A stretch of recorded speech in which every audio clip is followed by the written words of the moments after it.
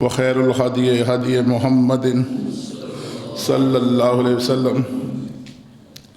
बिस्मिल्लाहिर्रहमानिर्रहीम। वक़ूलु क़ौलन सदीदा। तमाम किस्म की हम्द सना अल्लाह वहदहु ला शरीक के वास्ते जो इस कायनात का खालिक है, राज़िक़ है।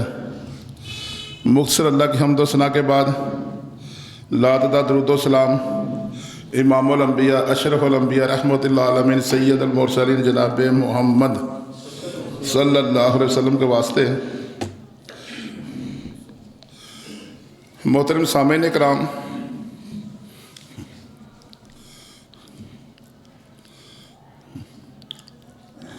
नबी रहमत सल्लल्लाहु अलैहि वसल्लम ने बार बार हमें हुक्म दिया कि लोगों,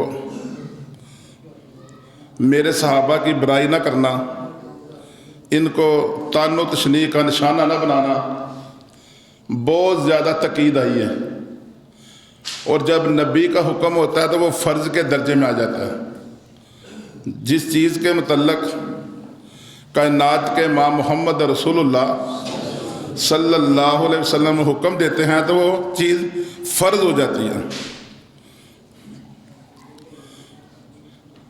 इस तरह इधर रास्ते में चलते हुए अल्लाह के नबी ने पूछा, उमर मुझसे कितनी मोहब्बत करते हो?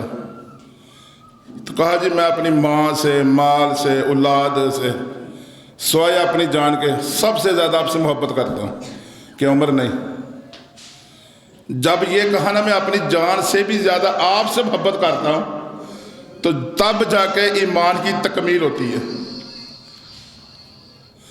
किसी एक सहाबी का बुग़्ज़ जो ना दिल में रखना, किसी एक सहाबी का भी, तो अपने इस्लाम को मशकूक समझे। किसी एक सहाबी का भी। आज इस दौर के अंदर, पुरफितन दौर के अंदर, हमारे पास इतना वक़्त नहीं है कि हम किसी की बात सुनकर अपनी मसरूफियत तरक कर कर उस बारे तहकीक कर सके, आया ये बात ठीक भी है कि नहीं ठीक। मुस्लिम शरीफ के अंदर माँ मुस्लिम राहिमहुल्लाह ने 92 हदीसें निकल गई हैं, 92 हदीस लेके आए हैं, जिनका मफहूम क्या है कि कायनात के माँ मोहम्मद रसूलुल्लाह सल्लल्लाहु अलैहि वसल्लम फरमाते हैं, ला तकज़िबू अलैया, और लोगों मेरी तरफ झूठ मंसूब मत करना। जिस किसने मेरी तरफ झूठ मंसूब किया उसका ठिकाना जहन्नम के अंदर है। ये छोटी सी बात नहीं है। और दूसरा क्या बताया, कफा बिल मारी काजिबा अन युहद्दिसा बिकुल्ली मा सामिया, कि आदमी के झूठा होने के लिए इतनी ही चीज काफी है कि जो बात सुने वो आगे बयान कर दे। ये झूठा होने की लामत बताई है कि जब आपके सामने कोई चीज आ जाए, आपके दिल में शक पैदा हो जाए, तो आप उसकी तहकीक करें, पूछें, पूछने के बगैर आगे मत बयान करें। तो अल्लाह के नबी ने क्या निशानी बतला दी है झूठे आदमी की, कि जो बात सुनता है वो बगैर तहकीक आगे बयान कर देता है। इसलिए जो भी सुनना है उसकी तहकीक किया करें। सूरत अल-हुजरात के आयत नंबर 6 भी इसके ऊपर दलालत करती है कि आपके पास को फासक फाजर आदमी को खबर लेके आ जाए ना, आपने उसकी भी तस्दीक करनी है, बगैर तहकीक के कोई बात नहीं करनी। अगर किसी मसले के ऊपर आपके पास जवाब नहीं है तो खामोश रहना भी दीन है। अगर कोई गलती कर गया, अपनी गलती से रुजू करता है, ये भी दीन है। अपनी गलती पे डटे रहना ये शैतान का अमल है। अगर किसी मसले का आपको इल्म नहीं है ना, आप खामोशी इख्तियार करें, इसके ऊपर भी आपको अजर मिलना है। मां मालिक रहमतुल्लाह अलैह के पास एक आदमी 30 सवाल लेके आया था, यमन से चला, मदीनतुल मुनव्वरा में पहुंचा। क्या इमाम साहब इन सवालों के जवाब चाहिए? तो इमाम साहब ने 15 के सवालों को जवाब दिया और 15 के बारे में कह दिया मुझे इल्म नहीं है। तो इमाम साहब कहता है कि हज़रत साहब आपने को राय लिख दे। तो इमाम साहब गुस्से और जलालत में आ गए और कहने लगे, अब वापस चले जाओ, रास्ते में जो आदमी मिला उससे कहना ये 15 सवाल थे, जवाब दे दिया, 15 का जवाब ही नहीं दिया, इसलिए कि मालिक को जवाब ही नहीं आता था।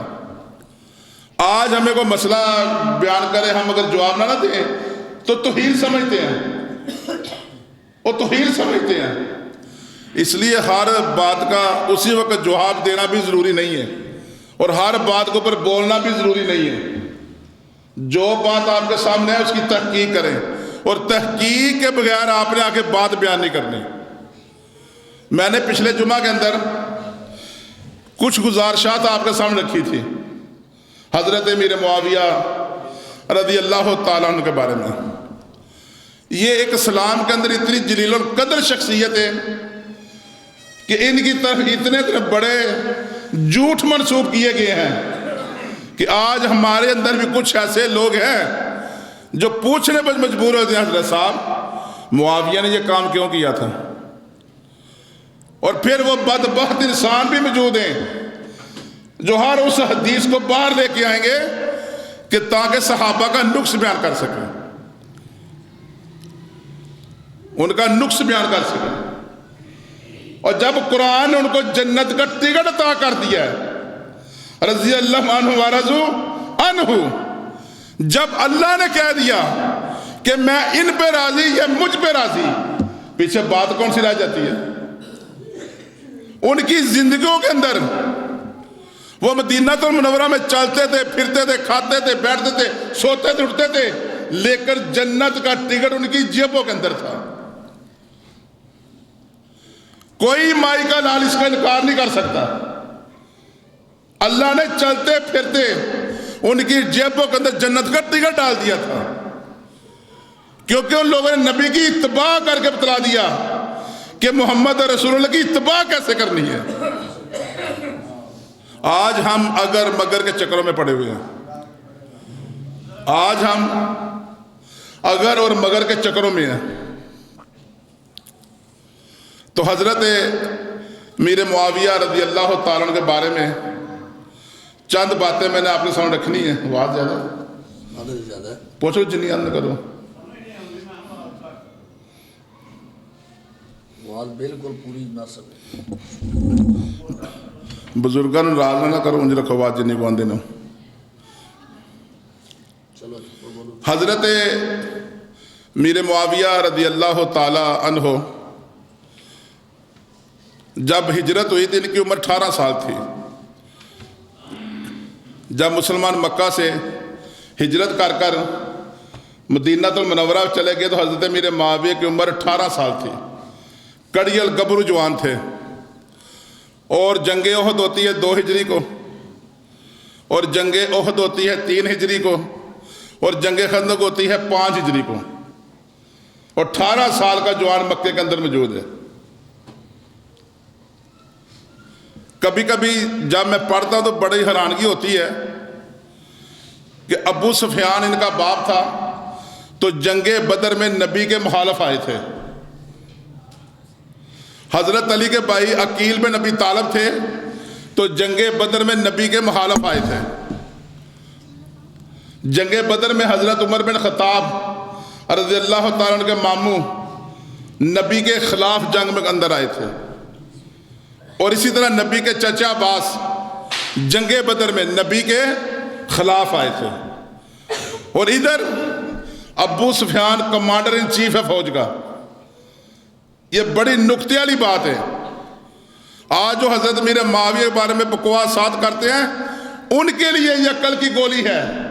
और ये बात उनके मुंह के ऊपर एक थप्पड़ और तमाचा है कि 2 हिजरी के अंदर जिस उम्र आदमी की उम्र 18 साल हो, 18 साल का गबरू जवान और पढ़ा लिखा हो, और जंग हो रही है, जंगे बदर के अंदर हामी और मुखालिफिन दोनों के नाम मिलेंगे। जंगे ओहद के अंदर जो हामी थे, जो मुखालिफ थे, दोनों के नाम मिलेंगे। जंगे खंदक के अंदर कौन कौन शरीक था, दोनों के नाम मिलेंगे। लेकिन जाओ पूरी दुनिया की किताबें उठा के लेके आ जाओ, पूरी दुनिया की हदीस की कुतुब इकट्ठी कर लो, तारीख इकट्ठी करो, अल्लाह की कसम एक मर्तबा भी आपको यह बात नहीं मिलेगी कि मीर मुआविया ने इस्लाम के खिलाफ तलवार उठाई हो। हजरत मीर मुआविया ने इस्लाम के खिलाफ तलवार उठाई ही नहीं है। जंगे बदर में 20 साल उम्र बनती है, मौजूद थे। जंगे उहद के अंदर 21 साल उम्र बनती है, मौजूद थे।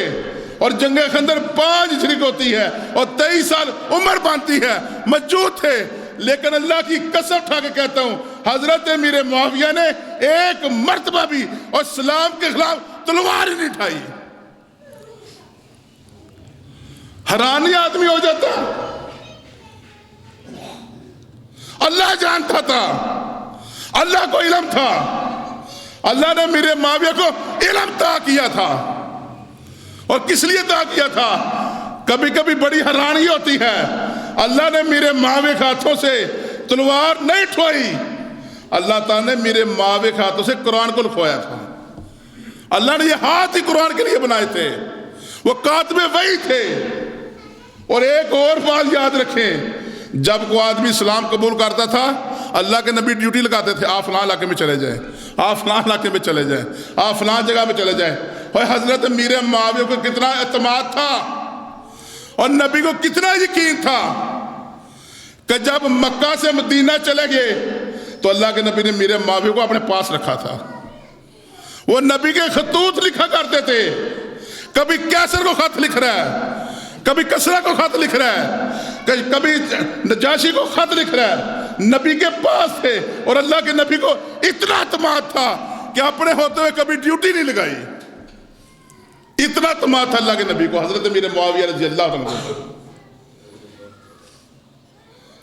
और 6 हिजरी को सुलह हुदैबिया होती है। कब होती है? और 7 हिजरी को उम्रा कज़ा अदा किया जाता है। और 6 हिजरी के बाद 7 हिजरी से पहले हजरत मीर मुआविया रज़ी अल्लाह तआला अन्हु सलाम कबूल कर चुके थे। 7 हिजरी से पहले और 6 हिजरी के बाद। और 7 हिजरी को जो उम्रा कज़ा हुआ था, तो हजरत अब्दुल्ला इब्न अब्बास कहते हैं कि हजरत मुस्लिम की रिवायत है, मुस्लिम के अंदर ये रिवायत मौजूद है कि उम्रे के दिन अल्लाह के नबी के जो बाल थे ना, कैंची से मैंने काटे थे। इस नस से पता चलता है कि उम्र कज़ा से पहले सुलह हुदैबिया के बाद हजरत मीर मुआविया इस्लाम कबूल कर चुके थे। और अल्लानिया लान फतह मक्का के दिन किया। और फिर फतह मक्का होता है 8 हिजरी को। 8 हिजरी तक हजरत मीर मुआविया रज़ी अल्लाह तआला की उम्र 26 साल बनती है। और फिर जब सलाम कबूल किया, ऐलान कर दिया, मक्का छोड़कर दारुल कुफर से दारुल सलाम की तरफ हिजरत करके चले गए हजरत मीर मुआविया रज़ी अल्लाह तआला अन्हु। इनके बारे में मुहद्दिसीन के अक़वाल को उठाकर देखें आप, इनके बारे में। और इनके बारे में जितनी बकवास की जाती है, इल्ला माशाअल्लाह कोई सहाबी होगा। वजह सबसे बड़ी क्या है कि हजरत मीर मुआविया ने जो यहूदियत को, राफजियत को और सबाइयत को जो चोटें लगाई हैं, जो ज़रबे लगाई हैं, आज तक और यहूदियों की, राफजियों की और सबाइयों की अल्लाह की कसमें चीखें बुलंद होती हैं। आज भी उनकी चीखें बुलंद होती हैं। क्यों? मुआविया एक नाम ऐसा है, मुआविया एक ऐसा नाम है जो अंदर की गिलाजत को बाहर निकाल देता है। मुआविया एक ऐसा नाम है जो अंदर की मुनाफिकत को बाहर निकाल देता है। मुआविया एक ऐसा नाम है जो अंदर की गिलाजत को बाहर निकाल देता है। मुआविया नाम ही ऐसा है।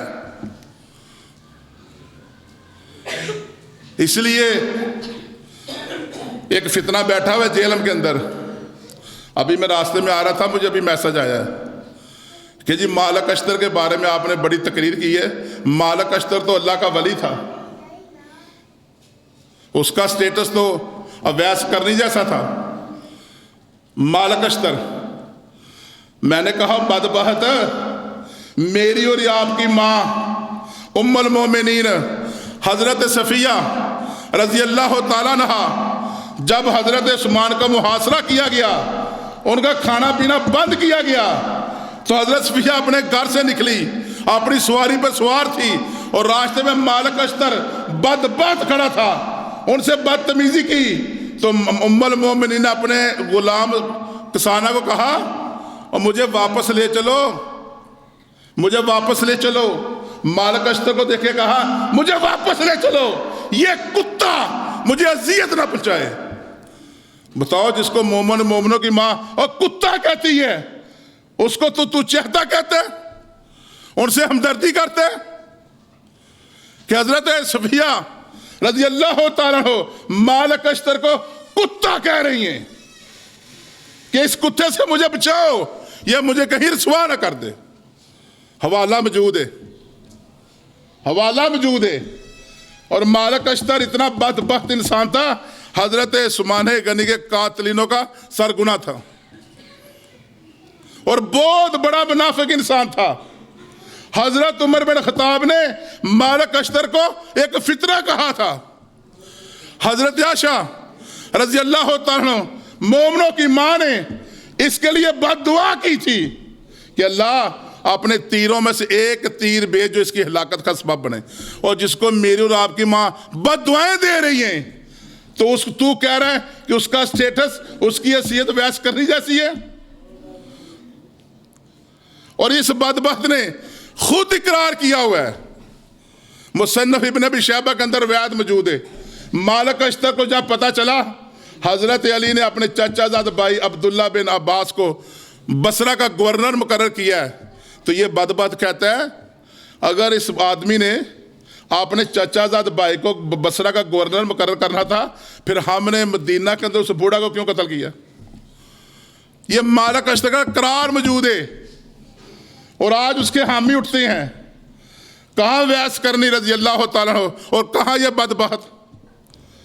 हजरत अमीर मुआविया रजी अल्लाह ताला हो की अजमत और फजीलत देखें, इतनी है। अब्दुल्ला इब्न मुबारक रहमहुल्लाह से पूछा गया, सवाल होता है, वक़्त का मुहद्दिस गुजरा है अब्दुल्ला इब्न मुबारक रहमहुल्लाह, तो पूछा गया कि मुआविया अफजल है या उमर बिन अब्दुल अजीज अफजल है। मुआविया अफजल है या उमर बिन अब्दुल अजीज अफजल हैं। तो अब्दुल्ला इब्न मुबारक कहते हैं कि जिस घोड़े के ऊपर बैठकर मुआविया ने नबी के साथ जिहाद किया है, उस घोड़े की नाक के अंदर जो मिट्टी के जरे हैं वो भी उमर बिन अब्दुल अजीज से अफजल है। उमर बिन अब्दुल अजीज रहमहुल्लाह वक़्त का खलीफा गुजरा है, लेकिन अब्दुल्ला इब्न मुबारक क्या कहते हैं कि जो घोड़े की नाक के अंदर मिट्टी है ना, अमीर मुआविया ने जिस घोड़े के ऊपर बैठकर नबी के साथ हिस्सा लिया जंगों के अंदर, वो मिट्टी भी उमर बिन अब्दुल अजीज से अफजल है। पीर अब्दुल कादिर जिलानी रहमहुल्लाह क्या कहते हैं, वक़्त का मुहद्दिस गुजरा है पीर अब्दुल कादिर जिलानी रहमहुल्लाह, पीराने पीर मुत्की थे, परहेजगार थे। क्या कहते हैं, कहते हैं काश मुझे इल्म हो जाए कि इस रास्ते से मुआविया की सवारी गुजरनी है, कि इस रास्ते से मुआविया की सवारी गुजरनी है, मैं उस रास्ते में बैठ जाऊं। जब वो सवारी गुजरे और मुआविया जिस घोड़े के ऊपर बैठे हों, उस घोड़े के पांव के नीचे जो मिट्टी उठे, वो मिट्टी उड़कर मेरे कपड़ों पर पड़े, मेरी निजात के लिए यही काफी है।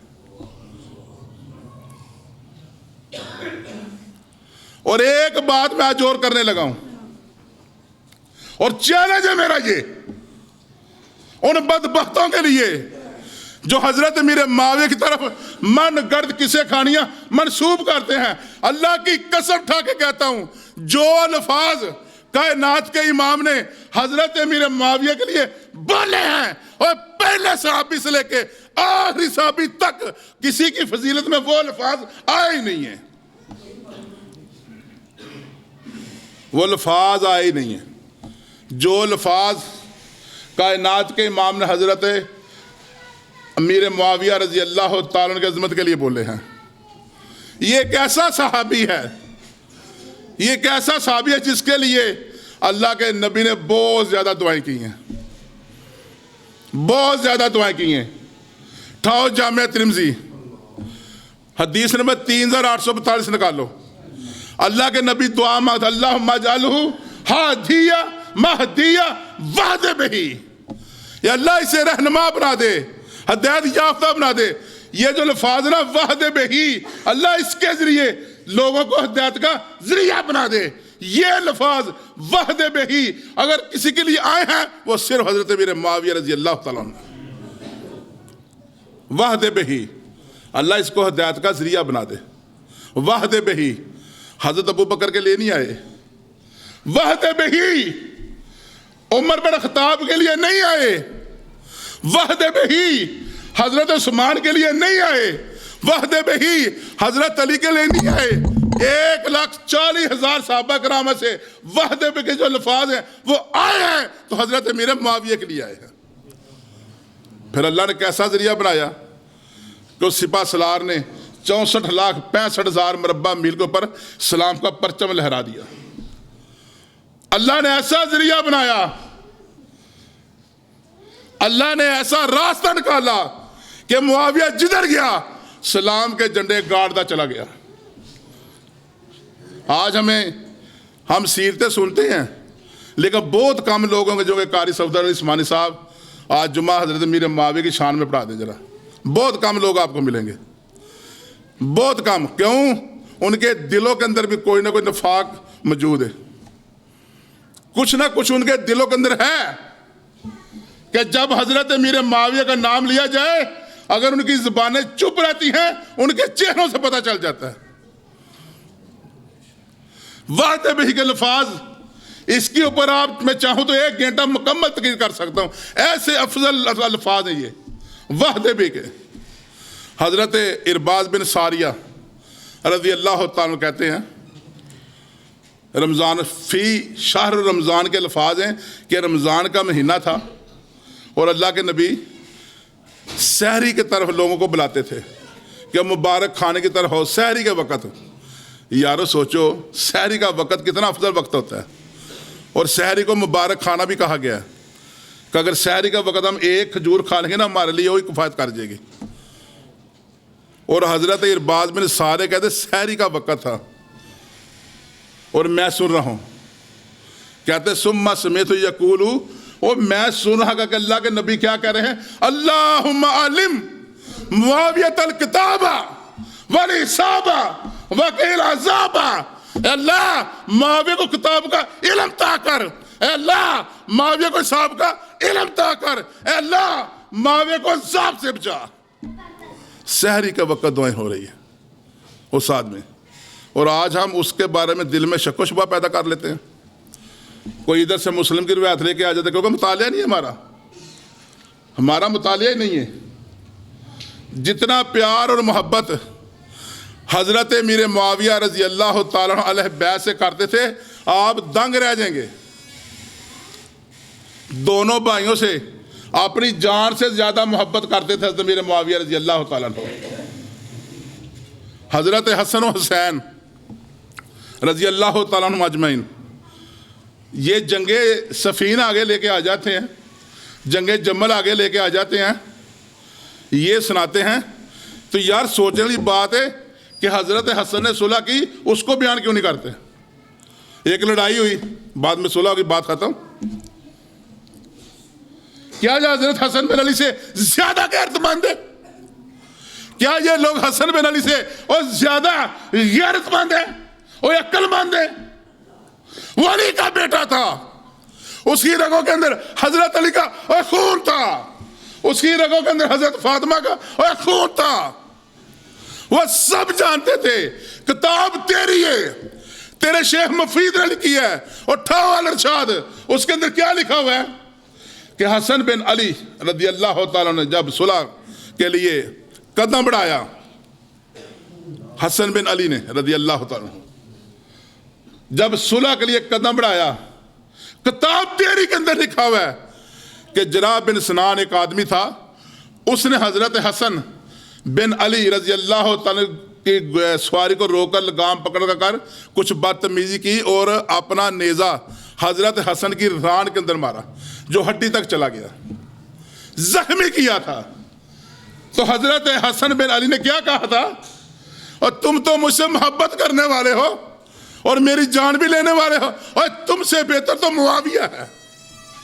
ये लफाज इनकी किताबों के अंदर हैं कि तुम कैसे मेरे साथी हो कि मुझे ही जख्मी कर दिया। हसन बिन अली रजी अल्लाह तआला को इल्म था, ये मुनाफिकीन का टोला जो मेरे साथ है, ये मुनाफिकीन का टोला था जो किसी तरह भी चाहते नहीं थे कि ये सुलह हो। फिर जब 41 हिजरी को सुलह हुई, 41 हिजरी से लेके 60 हिजरी तक, 41 हिजरी से लेके 60 हिजरी तक तकरीबन 19 साल 7 माह और 19 दिन बनते हैं। कितने बनते जी? 19 साल 7 माह और 19 दिन। क्यों बजुर्गों, फिर चैलेंज तो होंगे ना जी, इन्होंने 19 सालों के कोई जंग कट के खा छोड़ो, कोई एक कत्ल दिखाओ कि जब हसन बिन अली ने हजरत मीर मुआविया के हाथ पर बैत की थी, उनको खिलाफत सौंपी थी, और 41 हिजरी से लेके 60 हिजरी तक इस जमीन के ऊपर कोई माई का लग एक जंग साबित नहीं कर सकता। हर तरफ अमन और अमन था, हर तरफ सुकून था। इस उम्मत के ऊपर हजरत हसन बिन अली रजी अल्लाह तआला का बड़ा एहसान है। वो जान चुके थे, उनको इल्म था कि ये बागियों का टोला जिसने ये आग लगाई हुई है, ये इंतशार फैलाया हुआ है, ये बागियों का टोला था। फिर हजरत मीर मुआविया रजी अल्लाह तआला अन्हु के बारे में जो जेलम के अंदर एक फितना बैठा हुआ कहता है जी, मुआविया ने 60 सालों तक हजरत अली रजी अल्लाह तआला अन्हु को लानत करवाई है। 60 सालों तक मिंबरों पर लानत होती रही है। और साथ ये भी कहता है कि इस लानत को उमर बिन अब्दुल अजीज ने आकर ख़त्म करवाया था। 60 सालों तक लानत होती रही, फिर इस बिद्दत को उमर बिन अब्दुल अजीज रहमहुल्लाह ने आकर ख़त्म करवाया था। यार सोचने वाली बात है कि उमर बिन अब्दुल अजीज रहमहुल्लाह 101 हिजरी को दुनिया से रुखसत होते हैं, और जिस किताब को उसने हवाला दिया है तरीक़ खुलफा का, इमाम जलालुद्दीन सयूती की किताब है, और वह 911 हिजरी को फोत हो जाते हैं। अब उमर बिन अब्दुल अजीज की वफ़ात से लेके इमाम जलालुद्दीन सयूती रहमहुल्लाह की वफ़ात तक 810 साल का फासला बनता है। कितना बनता है? मैंने कहा तूने बात तो कर ली, ये फासला तेरे बाप ने तय करना है कि उमर बिन अब्दुल अजीज से लेके इमाम जलालुद्दीन सयूती तक, और सनद पेश करो, हवाला पेश करो। इस तरह के अशकाल पैदा करने वाले इस वक्त इस सरजमीन के अंदर मौजूद हैं। बात सुन लेते हैं, तहकीक नहीं करते। आप देखो कितना बड़ा गैप है कि 810 साल दोनों आदमियों के दरमियान फासला है। अब सनद चाहिए, हवाला चाहिए, हवाला है नहीं है। उस बदबख्त की बात सुनकर कई लोग हमसे पूछना शुरू कर देते हैं, यार ये देखें जी मिंबरों पर लानत होती रही। मैं बोला ये हो ही नहीं सकता, ये हो ही नहीं सकता कि जिनकी रोगों के अंदर हज़रत अली का खून हो, सामने बैठे हो, कोई लानत करके तो दिखाए। कोई लानत कर सकता है? बताओ यार मुझे। और जो करबला के अंदर नहीं झुका था, जो करबला के अंदर और नहीं झुका था, वो इन लोगों के सामने किस तरह झुक सकता है? क्या करबला के अंदर हजरत हुसैन झुके थे? अब बताओ आप, क्यों?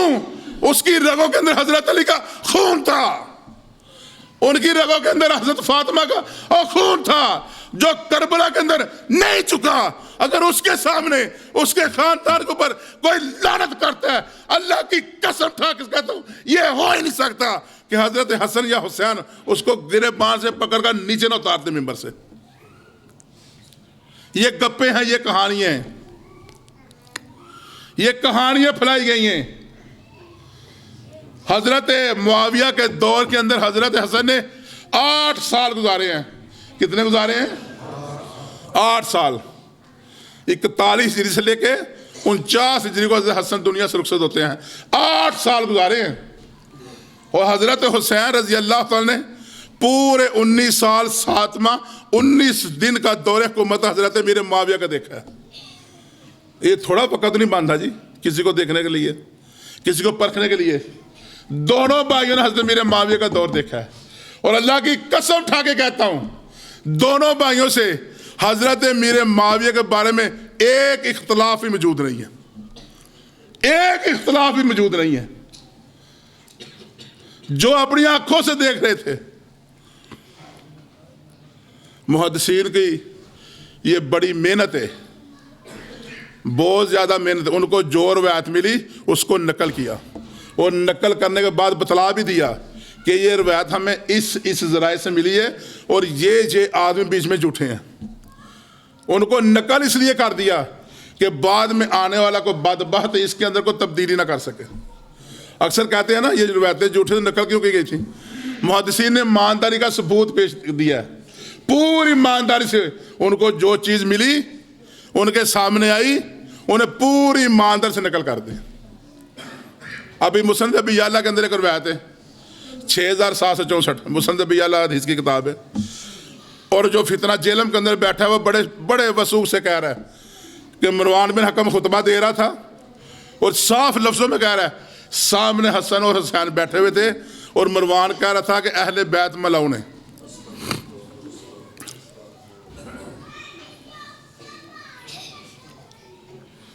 कहता है सामने हसन और हुसैन बैठे हुए थे और उनके सामने ये बात करता, ये रवायत ही झूठी मन करते। आप सोचो कि सामने हसन हुसैन दोनों भाई मौजूद हो और किसी के अंदर इतनी जुर्रत थी कि ये बात कर सकता। मुहद्दिसीन को जो मिला पूरी ईमानदारी से उन्होंने किताबों के अंदर नकल किया। उस्ताद जी अक्सर लोग सवाल उठाते हैं, अगर ये रवायत झूठी थी नकल करने की जरूरत क्या थी? क्योंकि इसका एक सिलसिला चलता है जो बड़ा पेचीदा इल्म है, जिसको असमर जाल के इल्म कहते हैं। ये कुरान और हदीस से भी मुश्किल इल्म है कि अल्लाह के नबी से लेके बात हम तक कैसे पहुंची है। इसके लिए पूरी एक चैन चाहिए होती है। तो मुहद्दिसीन ने पूरी ईमानदारी से उन चीज़ों को किताबों के अंदर नकल किया है, पूरी ईमानदारी से। इसलिए हज़रत मीर मुआविया रज़ी अल्लाह तआला अन्हु के बारे में जब कोई बात आपके सामने आ जाए उसकी तहकीक किया करें, पूछा करें, बात दिल में ना लिया करें और पूछा करें। हमारे पास जो भी आता है अल्लाह के फजलों के सामने मुकम्मल दलाल दी है, उनको मुकम्मल नकाब कशाई की है और अल्लाह के फजलो करम से जब तक जिंदा है इंशाअल्लाह करते रहेंगे। बस एक बात और याद रखें, ये अक्सर करनी पड़ती है कि किसी सहाबी की फजीलत बयान करते हुए ये दिल में न लाएं कि अब तो फलां सहाबी की तनकीस हो रही है।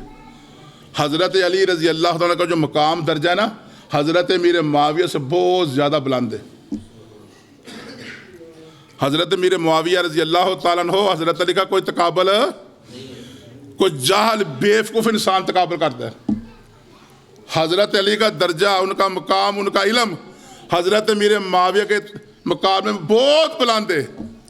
हमें ये बातें तब करनी पड़ती जब ये बकवासात करते हैं, जब झूठी रवायात लोगों के सामने बयान करते हैं, हमें तब ज़बान खोलनी पड़ती है। अल्लाह ताला से दुआ है अल्लाह ताला हमें सहाबा कराम की चौकीदारी करने की तौफीक अता फरमाए और हमें ज़्यादा से ज़्यादा सहाबा का दफ़ा करने की तौफीक अता फरमाए।